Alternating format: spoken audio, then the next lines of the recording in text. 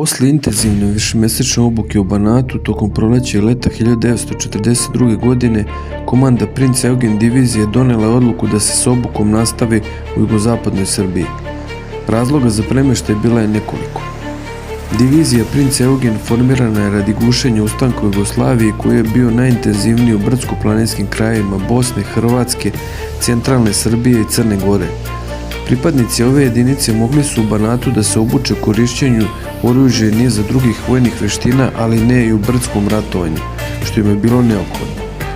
Pored toga, divizija je trebala da se oproba u borbenim dejstvima nižeg intenziteta pre nego što pređe u Hrvatsku, gde su čekala znatno veća iskušenja. Zato je odlučeno da se s obukom nastavi u jugozapadnoj Srbiji, brdsko-planinskom području gde je ustanak u to vreme gotovo u potpunosti bio ugušen, ali su se povremeno pojavljivale manje grupe gerilaca. Početkom oktobra 1942. godine divizija Princ Eugen raspoređena je u više gradova jugozapadne Srbije: Kraljevo, Užice, Ivanjica, Čačak, Raška, Mitrovica, Novi Pazar. Odmah po dolasku, oficiri i vojnici započeli su s obukom u novim uslovima. Najviše se uvežbavalo penjanje po stenama i marš kolone sa tovarnim životinjama. Uporedno s obukom, deo pripadnika divizije obezbeđivao je drumove i železnicu. Već za polovinu oktobra 1942. godine planirana je prva borbena akcija divizije. Trebalo je provjeriti šta su vojnici naučili tokom obuke i kako će se u praksi sprovesti instrukcije komandanta Artura Flepsa o upotrebi sile protiv gerilaca.